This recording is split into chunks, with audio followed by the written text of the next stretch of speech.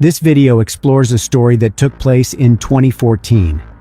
The case of a 27-year-old young woman named Charli Scott drew the attention of some of the biggest TV stations and became one of the most high-profile cases in Hawaii's history. Charli Scott. Charli Scott. Carly Scott. Charli Scott. Carly Scott. Charli Scott. Charli Scott. And Carly Scott. Carly Joanne Charli Scott was born on November 24, 1986, in California, United States. She was the daughter of Kimberlyn and Robert Scott. Her family members called her Charli, and that is why I will refer to her as such hereafter. Charli had a few sisters with whom she was very close. After the divorce of her parents, she was brought up by her mother and stepfather. Charli and her family had been residing on the Hawaiian island of Maui for several years by 2014. Charli was graduating from cosmetology school and had dreams of opening a beauty salon for dogs. She really cared about dogs and had 2 of them. Charli faced a few difficulties in her life, which I will discuss later, but generally, she was a happy and optimistic young woman with a bright outlook on the future. Charli lived in Makawao along with her 2 dogs and had last been seen on February 9, 2014, at a family meeting held in Haiku at her sister's house, about 6 miles from Makawao. Charli was expected to see her family again the next day, but she never showed up to meet them. Her mother, Kimberlyn, began to get seriously worried that evening when she couldn't reach Charli, so she and her other daughter, Phaedra, got in the car and drove to Makawao. When they got to the house where Charli lived, it was already around 9 p.m., and it had been 24 hours since they had last seen her. Kimberlyn's first observation was that her daughter's car was not in the driveway. Charli owned a silver 1997 Toyota 4Runner with Hawaiian license plates and an LED skull embedded in the grille. The front door was locked, but the window was open, so Phaedra snuck into the house and unlocked the front door for her mother so Kimberlyn could get inside too. The house was in order, with all the things lying in their proper places. Kimberlyn and Phaedra looked through all the rooms, but there was no one in the house except for one of the dogs. Charli had disappeared along with her other dog, Nala. This was a rather unusual situation, as Charli had never left without alerting any of her family members. Her family's anxiety was growing by the minute because they were unable to contact Charli. None of her friends knew where she was either. She had always been in touch with her family, which was why Kimberlyn immediately had a bad feeling. Even more worrisome was the fact that Charli was 5 months pregnant. Pregnant women don't usually disappear unless something bad happens to them, so Charli's disappearance was reported to the police. Charli and Stephen Capobianco met in 2009. They stayed together for 2 years in Makawao on the beautiful Hawaiian island of Maui. However, while the red-headed Charli was obsessed with her boyfriend, Stephen told his friends they were just roommates and avoided taking pictures with her.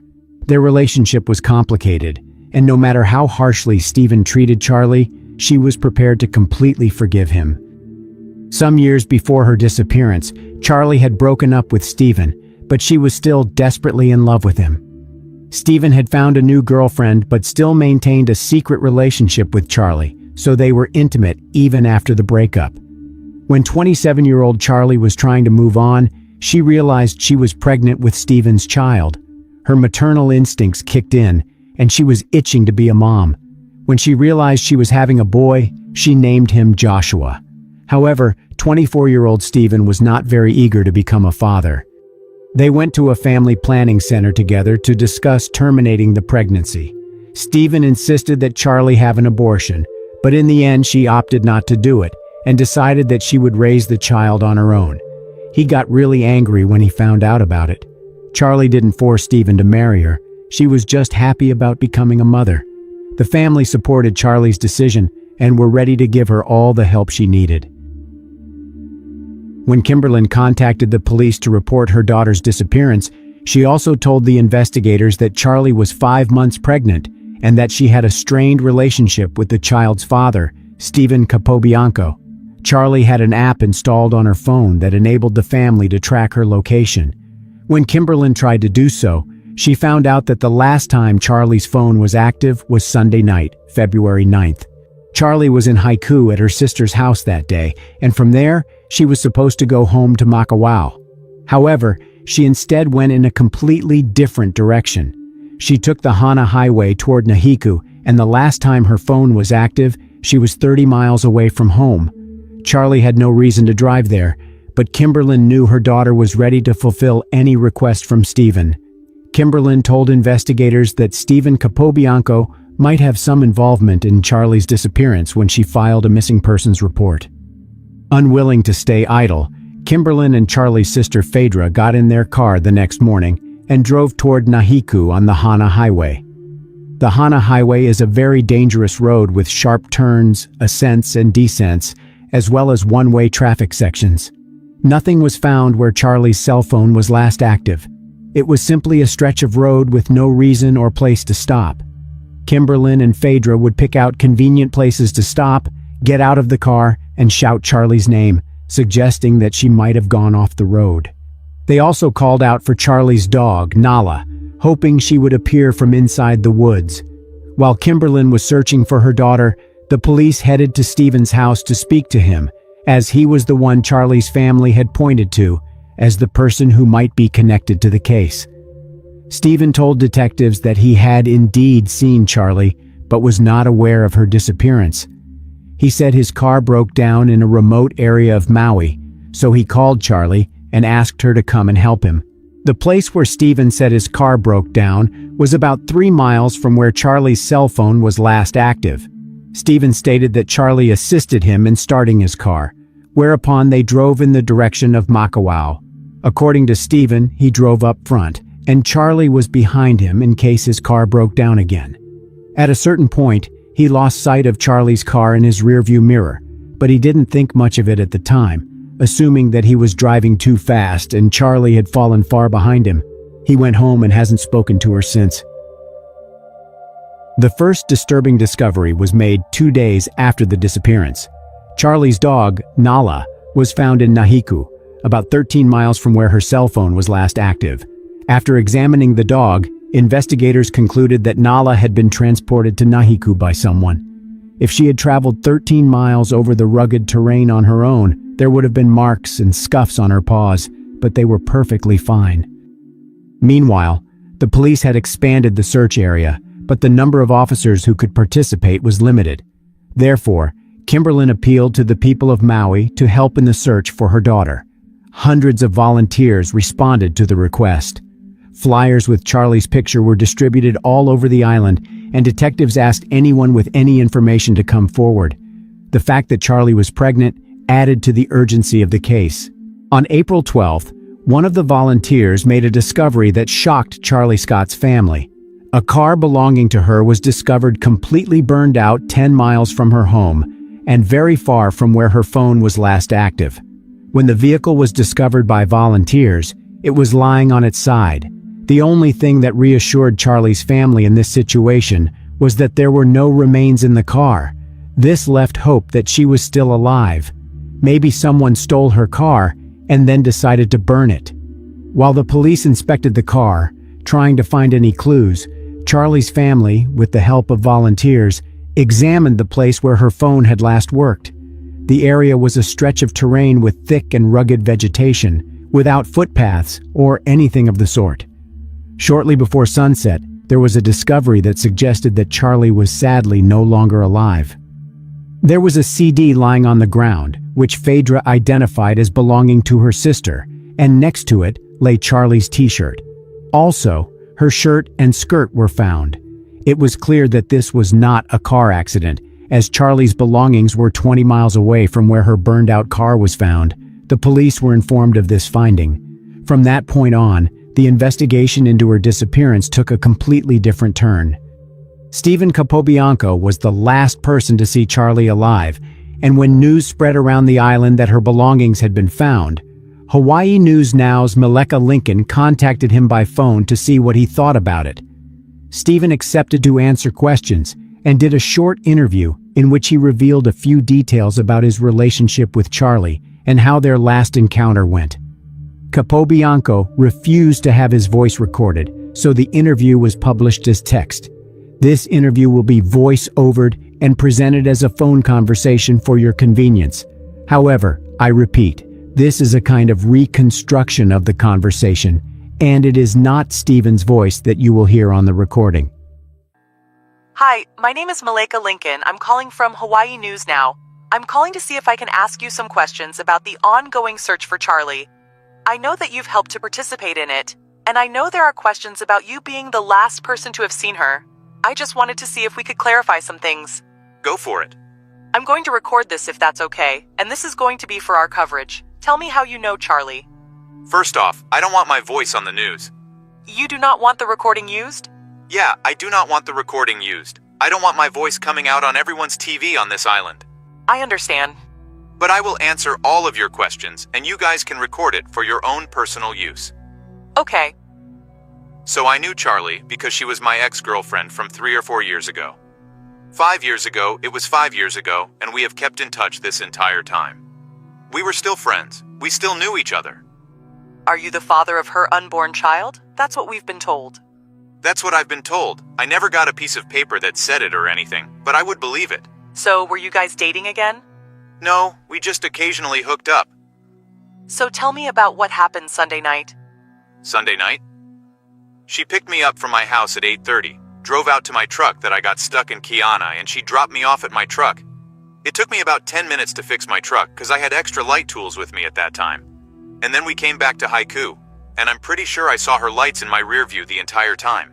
I'm absolutely certain I saw her headlights in my rearview mirror until I got to Twin Falls, and then I started speeding up because I drive a little faster than she does. What made you speed up ahead of her? I was in front of her in the first place, in case my truck broke down and she would pull up behind me. Right, that makes sense. So it was around Twin Falls that you say that you stopped seeing her headlights? Yeah. And did you call her at any point afterwards just to make sure she'd gotten home? I actually didn't think to do that until the next morning. I sent her a text that said, "Thank you," but I figured she was working. That's why she didn't get back to me right away. And it wasn't until the cops showed up at my house at 5:30 in the morning the next day that I realized something was wrong. And so when the cops arrived, what did they tell you? They told me that her parents had filed a missing persons report and gave them my name, and they came to my address just to follow the lead. Have they officially questioned you? Sometimes they make people take a lie detector test. I volunteered for all of that. I went down there as soon as I could. I let them interrogate me. I let them polygraph me. I did everything. How'd the polygraph go? To the best of my knowledge, it went okay. Did you pass? Fail? The police told me I failed. They didn't make me take it again. I'm honestly not convinced I failed. I think they might have just said that as a tactic, but I really don't know. I'm walking around right now without handcuffs on. So what do police tell you? They've just been questioning me. They haven't really told me anything. I mean, it's undeniable that I'm probably the prime suspect, so they're not going to tell me any details. Was the dog Nala with Charli when she came to pick you up? Yeah. So does it make sense to you how Nala was found? No. But Nala was still in the car with Charli when you guys left Keani? Yep. What do you think about the fact that the car was found torched and on its side? I'm not really sure what to think about that yet. What is it that you want? And I understand that you don't want your voice to be used. But in terms of what you're sharing and telling us, what is it that you want viewers to know? I mean, I don't really care what they know. I just want Charli to be found. Did you do anything to hurt Charli? Absolutely not. Do you understand why people think you might have? Of course. So what's next for you? What is your next step? I've been doing everything I can to try help her, but her family is getting hostile with me, so I'm sitting here at my house just waiting for any news to come through. Are you worried about your safety at all? A little bit, but that's of little consequence because Charli's safety is first and foremost. Stephen, do you think they'll find her? I don't know. I f***ing hope so. Did you love her? Of course. Were you excited about being a dad? Sort of. It was unexpected. She didn't tell me right away, but it was growing on me. Yeah, I guess you had more time, huh? Yeah. I mean, last time we talked, we were talking about naming it. I thought we were getting there. Was that on Sunday? Yeah, that was on the ride out there. Do you know if you were having a boy or girl? I don't know for certain, but I was really hopeful that it was a boy. What man doesn't want a son? Do you know what she was hoping for? She was probably hoping for a girl. What woman doesn't want a daughter? So you literally just sit and wait. The cops didn't call you after Charlie's car was found? I had a friend who notified me, but the cops never did. Is it true that you live nearby? Yeah. You think that someone might be trying to set you up? I never really considered it until you said something, but maybe. I mean, if you didn't do anything, right? I definitely did not do anything. It would sure seem like it then. Yeah. You have any enemies? Her family.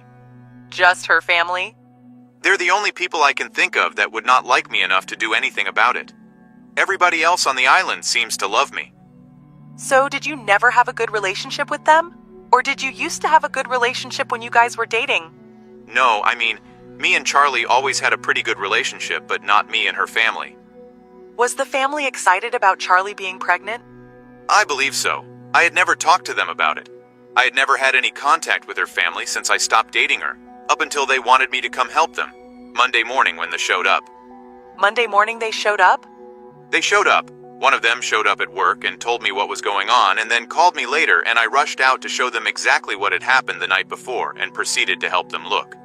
What do you think might have happened to Charli? Do you think there's a chance she just got tired of life on Maui and left? I don't think so, not under these circumstances. She was a very caring person and she loved her dogs.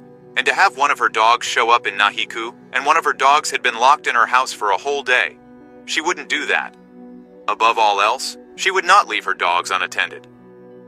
Do you think Charli may have had any enemies? That's hard for me to say. I didn't hang out with her very often, but I mean, she had kind of a mouth on her. I could see her pissing somebody off. But again, I don't want to speculate. I don't know for certain. I understand. Her family might be able to better answer that one. That is a good question for them. You're right. What's next for you, Stephen? I don't know. I'm going to do everything I can to help. Are you still participating in the searches? In my own way, but as I said, the family's getting kind of hostile, so I stopped joining the search party myself. I've sort of ventured out on my own. Thus, Stephen realized that he was the prime suspect in this case. He was the last person to see Charli alive, and he didn't want to be a father. Yet, could Stephen's reluctance to become a father have been enough of a motive for the crime? When Charli's family looked closely at her skirt, they were left in no doubt that Stephen Capobianco was responsible for her disappearance. Her skirt had a large number of cuts on it, especially in the stomach area, which led the detectives to draw some very definite conclusions. The search became focused on the area where Charli's belongings were found. The police and her family realized that they probably wouldn't find her alive, but the reality was much more shocking. One police officer discovered a jawbone, and then other smaller fragments were found. The next morning, a team of investigators set out to search for Charli's remains, and they soon made several more discoveries. These included a tongue-piercing pin, several pieces of long red hair, and fingernails. 9 days after Charli's disappearance, it was confirmed that the jawbone found, as well as the hair and fingernails, were hers.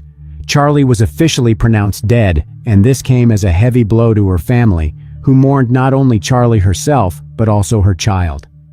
The forensic team analyzed the jawbone they found. Over a dozen cuts were found on it, leading them to conclude that whoever took Charli's life intended to dispose of her body piece by piece. The police and her family continued to search for months, but they didn't find anything else. The cause of Charli Scott's death was impossible to determine, but the unchanging fact remained that Stephen Capobianco was the only suspect. When interviewed by the detectives, he made it clear that he did not intend to become a father and also claimed that he had nothing to do with the death of his ex-girlfriend. Charli's skirt had 27 slits on it, with their location concentrated in one spot, which investigators believed was no coincidence.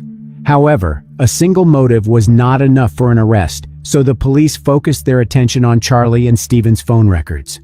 It turned out that hours before Kimberlyn reported her daughter's disappearance to the police, Stephen had been in the area where Charli's remains were later found.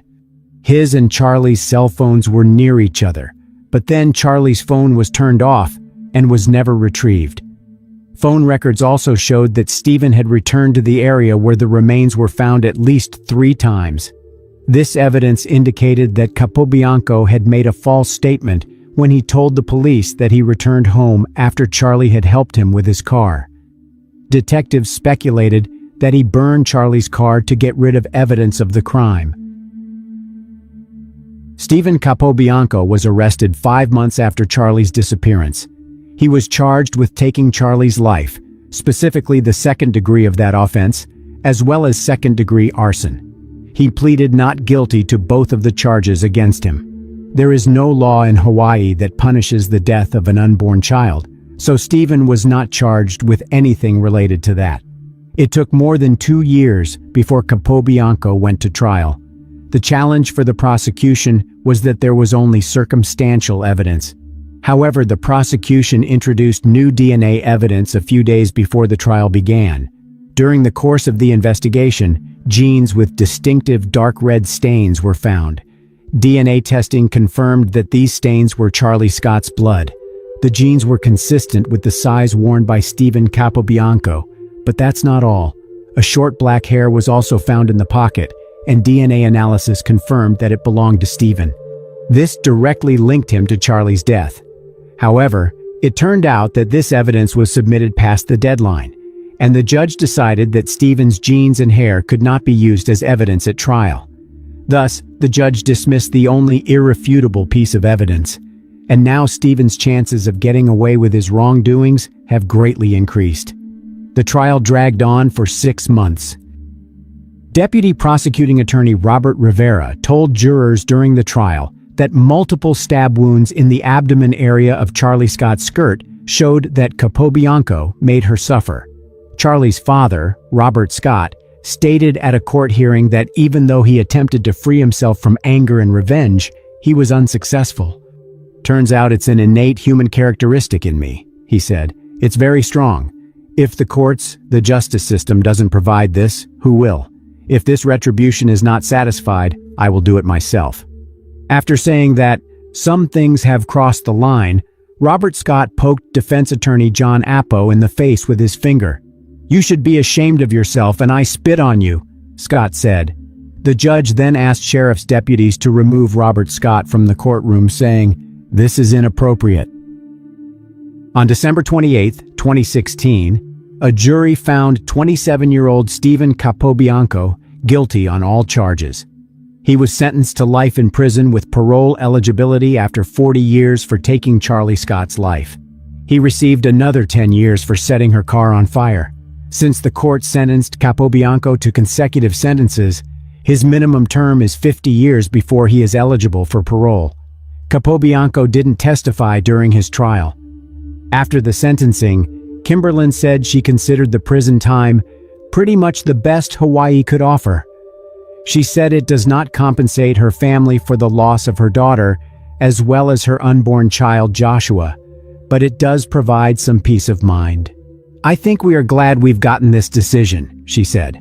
"I am not totally unhappy. I would like life to mean actually life. But here in our state, life sentences are basically 20 years, so getting 40 years is a small way of acknowledging the lives he took away." Another problem Charli's parents faced was that the fragments found were not legally considered a body and were held as evidence in the case, so the family could not take them away and give them a proper burial. 6 years after their daughter's death in 2020, Kimberlin and Robert saw the remains for the first time after a public memorial outside the Maui Police Department's Forensic Center, where they are kept as physical evidence. The emotional tribute outside the forensic building included flowers, photos, and an ultrasound image of her unborn son. After the public ceremony, her parents were allowed to privately view her partial remains, which include her jawbone. Robert and Kimberlin said they will pursue a change in the law and will keep looking for ways to give their daughter a proper burial.